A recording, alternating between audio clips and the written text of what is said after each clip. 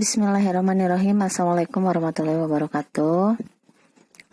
Pada kesempatan kali ini, Ibu akan melanjutkan materi dalam mata kuliah statistika pendidikan, yaitu masuk pada perumusan masalah. Ya, jadi kita akan membahas tentang mekanisme pemilihan masalah penelitian, gitu ya. Dan kriteria-kriteria dalam merumuskan masalah penelitian gitu. Baik.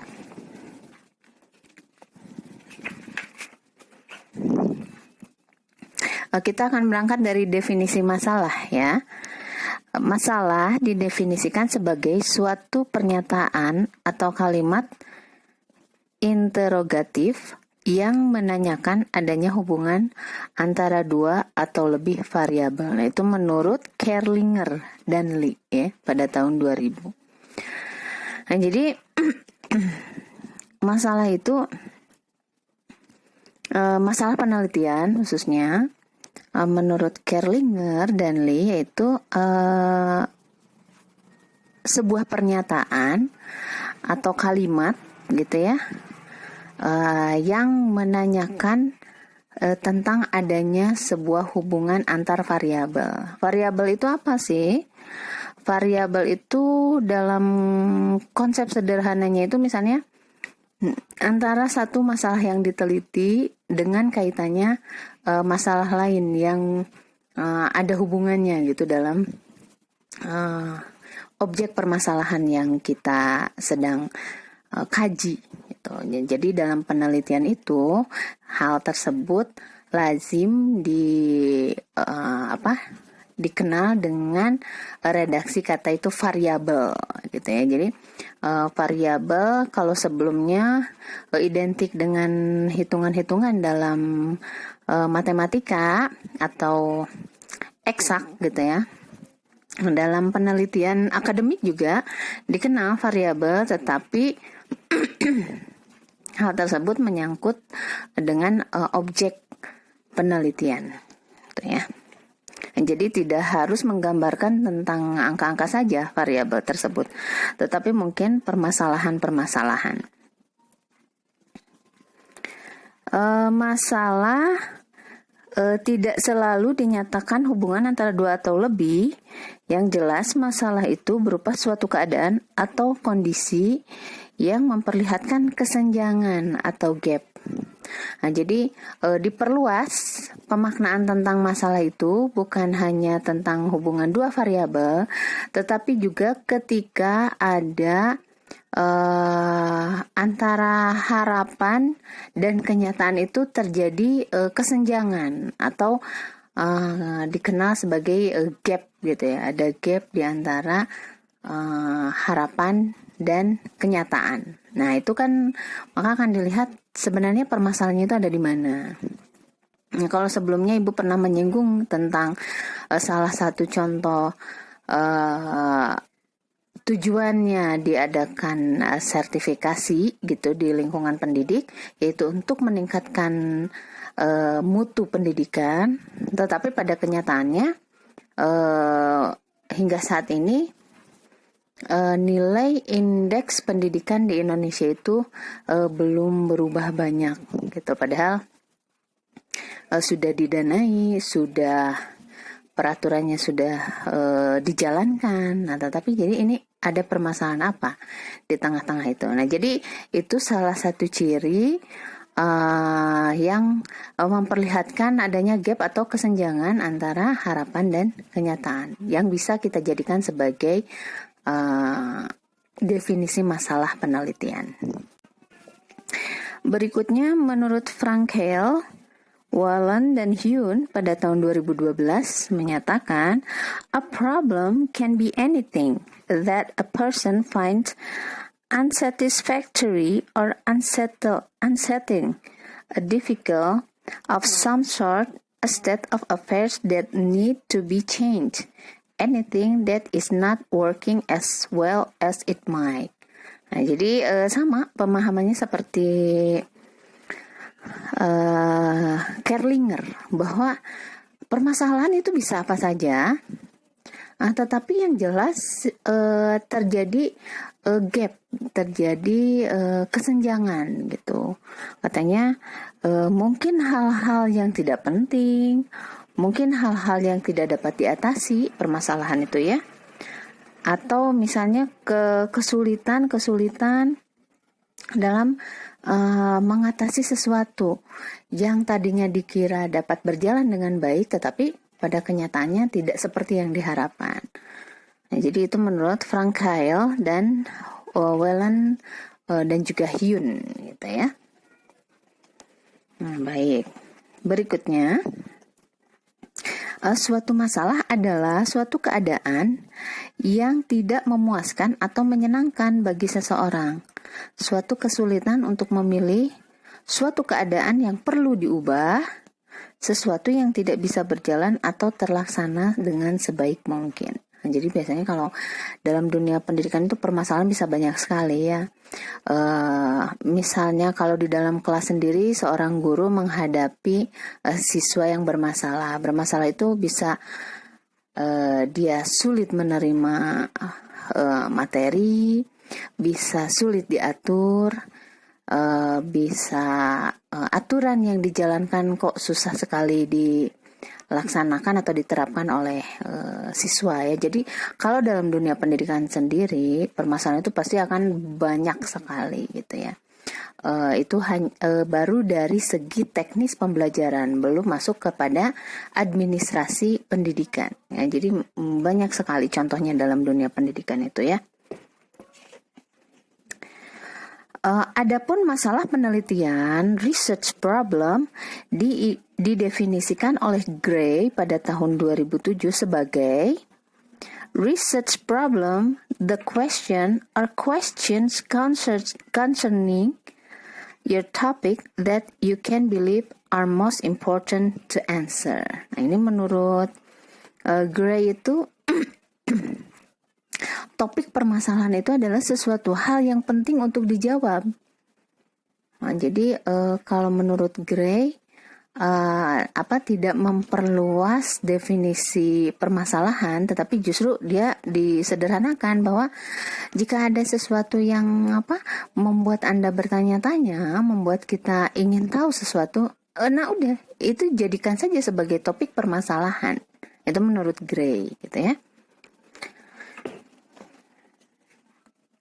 Profesi sebagai pendidik atau guru sering berhadapan dengan masalah seperti belajar peserta didik, cara atau metode pembelajaran, media pembelajaran, kurikulum, isi bahan pembelajaran, pengelolaan pembelajaran, dan evaluasi pembelajaran.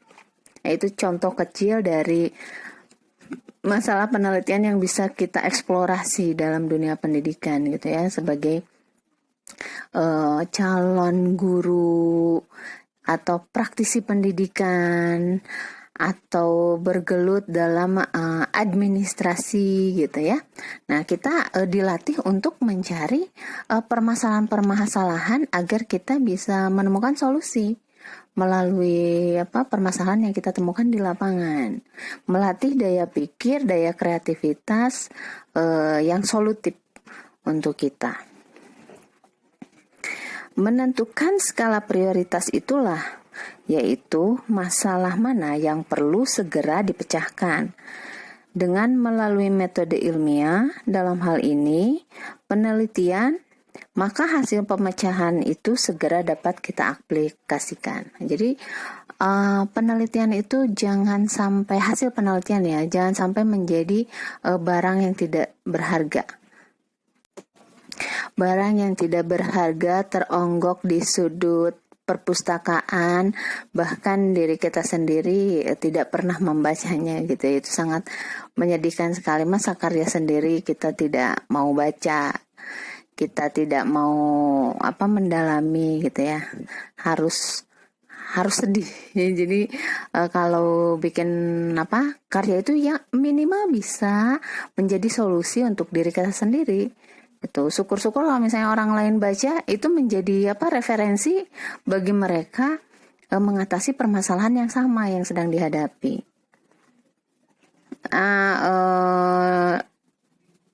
Demikian ya mengenai definisi masalah ya. Nah, berikutnya kita masuk ke dalam karakteristik sebuah masalah. Nah, karakteristik yaitu mengidentifikasi masalah bukan hal yang mudah dan bahkan mungkin dapat dianggap sebagai suatu pekerjaan yang paling sulit, rumit dalam suatu proses penelitian. Nah, jadi semua hal itu membutuhkan latihan ya. Biasanya kan kita kalau baru pertama kali, bukan hanya kalian ya, bahkan saya sendiri ketika pertama kali akan menulis skripsi ya kebingungan. Ini tuh skripsi tuh mau diapakan, tentang apa, masalah apa harus selalu masalah gitu. Nah, tetapi dalam dunia akademik banyak hal yang bisa kita gali gitu ya, kita eksplorasi.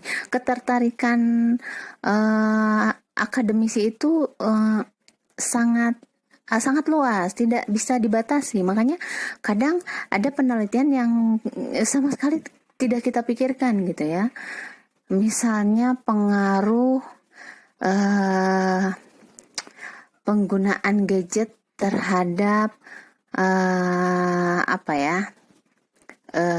efektivitas belajar misalnya gitu. Jadi yang ringan-ringan, tetapi itu hal-hal yang biasa kita temui sehari-hari.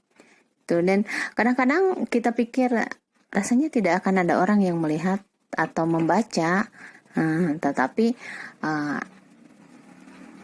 ada saja gitu yang membutuhkan informasi seperti itu.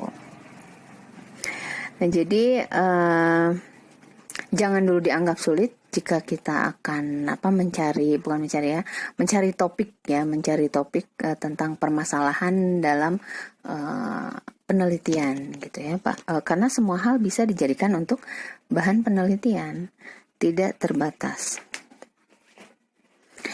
Secara sederhana, mengidentifikasi masalah berarti mengenali masalah, yaitu dengan cara mendaftar faktor-faktor yang berupa permasalahan.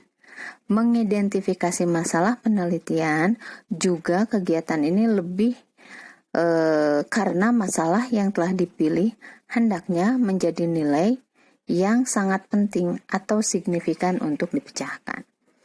Nah, jadi dari sekian isu yang kita dapat di lapangan, nah kita bisa memilah-milah kira-kira isu mana yang bukan hanya layak, tetapi juga banyak dicari oleh orang-orang, misalnya untuk bisa dibaca dan diambil esensinya gitu ya, atau kesimpulannya dari permasalahan tersebut.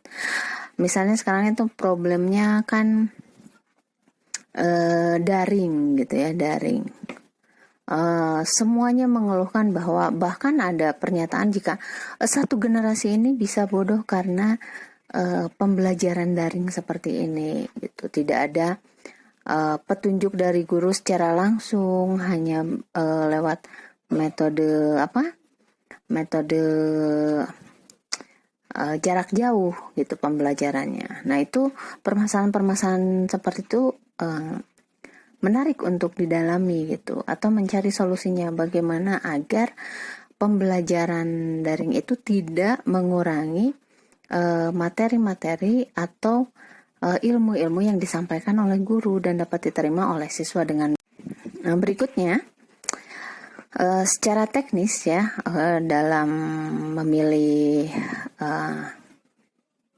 isu masalah atau isu penelitian yang akan diangkat dalam permasalahan penelitian, harus ditemukan dan dibatasi bukan hanya masalah yang umum, tetapi juga masalah yang lebih khusus atau lebih operasional. Maksudnya apa? Penelitian itu harus spesifik gitu ya. Kita tidak bisa menyebutkan penelitian, misalnya kita sedang meneliti pembelajaran akhlak di SMP Negeri 1 gitu ya, Bantul misalnya gitu. Nah, kemudian penelitian tersebut kita klaim sebagai kesimpulannya itu menghasilkan bahwa pembelajaran penelitian pembelajaran yang telah dilakukan kepada siswa SMP seluruh Indonesia misalnya. Nah, gitu ya, tidak bisa kita langsung klaim seluruhnya sebab kita hanya mengambil sampel atau populasi dalam satu wilayah saja. Nah, itu harus spesifik, harus disebutkan karena mungkin karakteristik dari SMP Negeri 1 Bantul itu berbeda dengan karakteristik SMP Negeri 1 Jogja. Nah, gitu ya. Nah, jadi harus lebih spesifik, operasional, dan jangan terlalu umum. Gitu ya, umum tuh ya seperti tadi disamaratakan SMP seluruh Indonesia. Padahal kita tuh meneliti cuman di SMP Negeri 1 Bantul. Dalam mengidentifikasi masalah, Airy, Jacobs, dan Sorensen pada tahun 2010 mengemukakan ada 3 sumber untuk mengidentifikasi masalah. Apa saja? Yaitu experience, pengalaman, teori atau deduksi, dan selanjutnya adalah literatur terkait. Nah, jadi dalam mengidentifikasi masalah menurut Jacobs dan kawan-kawan, itu harus berdasarkan 3 sumber. Yang pertama pengalaman, yang kedua teori atau deduksi, dan yang ketiga studi literatur ya. Nah, jadi kalau dalam penelitian di PAI itu sudah lazim ya penelitian studi literatur ya. Jadi kita hanya mengkaji pemikiran-pemikiran atau buku-buku atau hadis, ayat, Quran gitu dan seterusnya, yang kemudian kita pelajari secara literatur, bacaan saja gitu ya. Nah, tetapi ternyata ada 3 hal ya, selain studi literatur, ada juga pengalaman dan ada juga teori dan deduksi. Nah, kita lihat satu persatu. Jika berdasarkan pengalaman, seseorang dengan segudang pengalaman meneliti tentu tidak merasa kesulitan dalam menentukan masalah yang dipilih untuk dipecahkan. Melalui pengalaman juga, peneliti mudah dalam mengungkapkan masalah penelitian. Nah, jadi misalnya kalau seorang peneliti yang sudah terlatih penelitiannya itu di lapangan, yang jika dilakukan oleh seorang peneliti yang biasanya mereka mengkaji studi literatur, pasti akan kesulitan ya, karena kalau peneliti lapangannya mereka ya harus turun ke lapangan, mereka harus melihat fakta di lapangan seperti apa. Sedangkan kalau studi literatur itu murni menggunakan bacaan, sumber-sumber bacaan, dan kita menggunakan logika berpikir kita gitu loh, dalam menangkap, menafsirkan, menyimpulkan literatur-literatur yang sudah kita baca sebelumnya ya. Nah, kemudian selain pengalaman, yaitu berdasarkan teori tertentu yang dikaji. Peneliti mencoba untuk memverifikasi, menguji, dan bahkan ingin mengembangkan terus teori tersebut. Jadi berikutnya adalah menguji teori. Misalnya ada teori A ya, teori tersebut menuliskan bahwa pendidikan agama Islam tidak bisa diajarkan di lingkungan sekolah umum gitu. Pendidikan Islam akan lebih maksimal diajarkan di lingkungan pesantren. Misalnya ada teori yang menyatakan seperti itu. Nah, kemudian kita uji apakah benar. Nah, ini adalah sumber yang menurut Jacobs itu harus dikembangkan gitu ya. Jadi menguji teori-teori yang ada dalam buku, ada dalam pemikiran seseorang untuk dibuktikan di lapangan apakah benar seperti teori tersebut. Nah, itu disebut juga dengan deduktif. Berikutnya yaitu studi literatur. Studi literatur tadi sudah disinggung ya, murni melalui bacaan-bacaan dan ditafsir ulang oleh peneliti. Tentu saja dia harus memiliki kemampuan tekstual yang sangat tinggi gitu ya, dalam memaknai sumber-sumber atau referensi-referensi yang ada. Jadi ketiga sumber itu tadi juga membutuhkan keahlian yang bukan hanya asal-asalan ya, tetapi harus benar-benar dipelajari. Suatu masalah yang dipilih menurut Tuckman pada tahun 1999 harus memiliki ciri-ciri khusus sebagai berikut. Yang pertama ya, mari kita lihat. 1. Menanyakan hubungan antar variabel. Ini tadi juga sudah disinggung di depan. Baik, kita bahas dalam kaitan dengan rumusan masalah.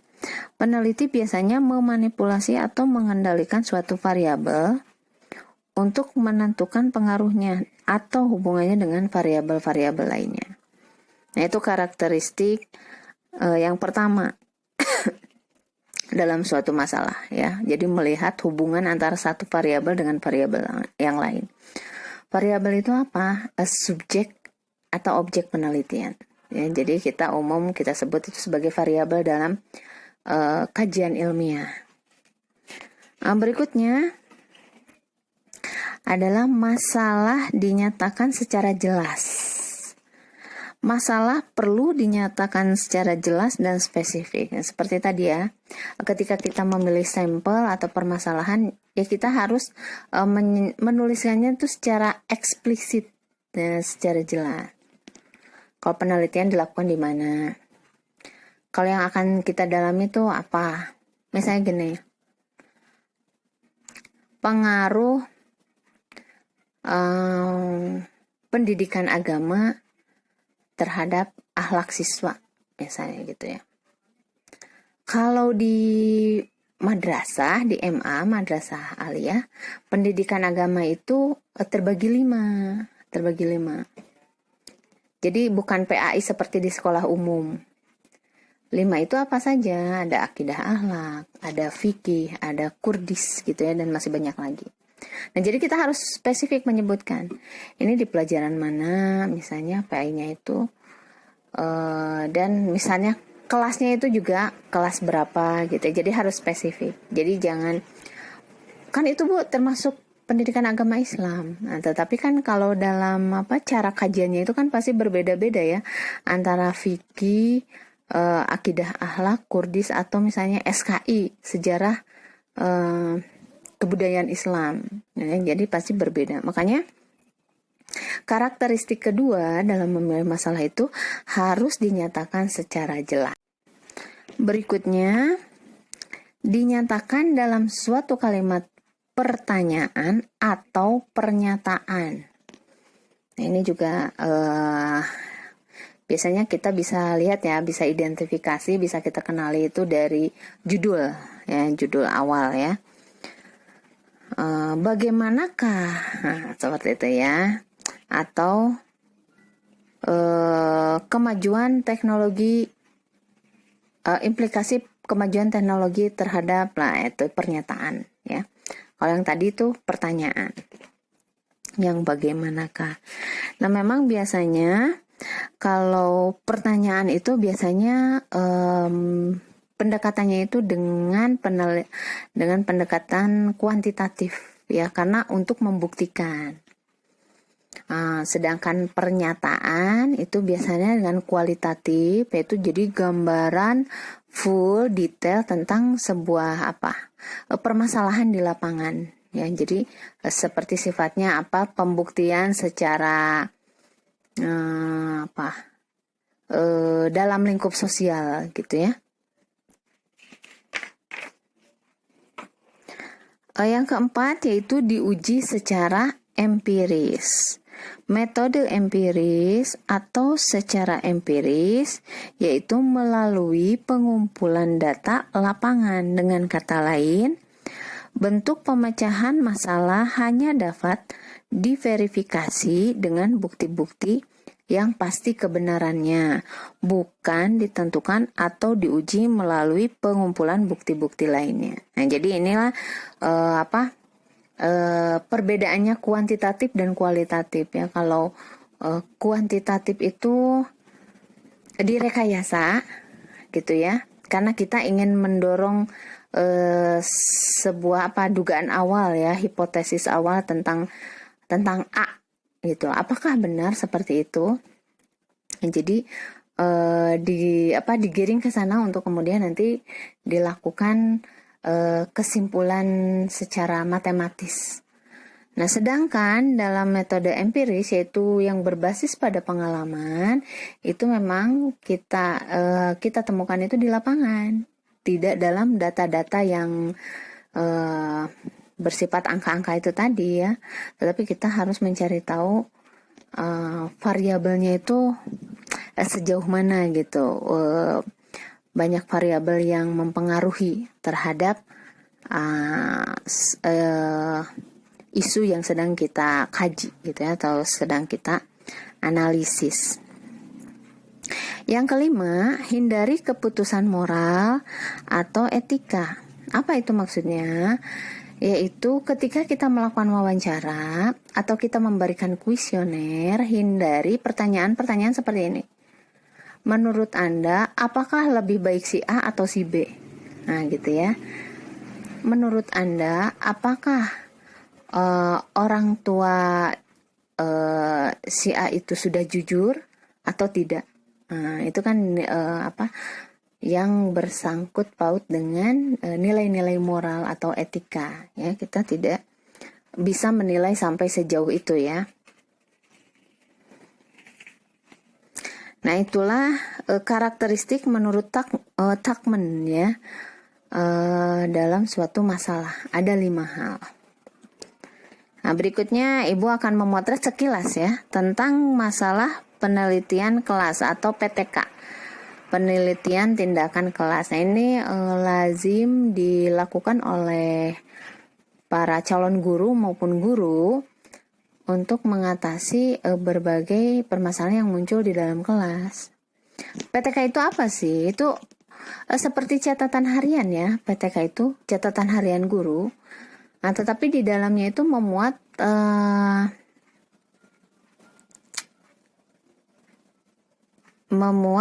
tentang bagaimana cara mengatasi kesulitan pembelajaran di dalam kelas gitu. Jadi harus solutif. Jadi bukan hanya catatan saja. Dari catatan itu guru kemudian terus dievaluasi gitu ya, dari hari ke hari sampai akhirnya menemukan, oh mungkin ini harus seperti ini caranya harus seperti ini. Jadi sebenarnya tidak sulit PTK itu. Jadi sebenarnya tidak sulit, PTK itu hanya dibutuhkan catatan seorang guru setiap hari. Jadi konsisten ya, harus dilakukan secara terus-menerus. Nah, nanti kita kan bisa melihat kemajuan, perbedaan dari hari ke hari gitu ya. Apa yang harus kita koreksi. Terus bagaimana cara menghadapi siswa ketika mereka tidak mood gitu. Dan jangan berpangku pada pakem gitu ya. Pakem boleh dipakai, tetapi itu juga jangan menghalangi cara-cara solutif kita untuk dapat mengatasi permasalahan di dalam kelas, atau misalnya stuck gitu ya, ketika sudah bosan, materi sudah tidak bisa disampaikan dengan maksimal. Nah, kita bisa berpikir kreatif gitu ya, keluar dari pakem-pakem kita yang biasa kita lakukan di dalam kelas ya. Tetapi tentu saja tetap memperhatikan unsur-unsur etika.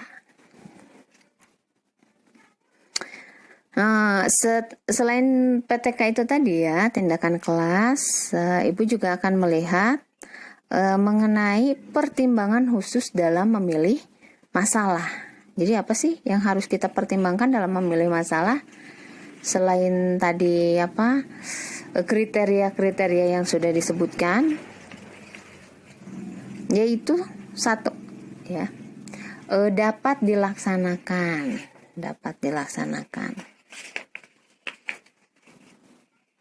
Nah, jadi harus dijadikan pertimbangan.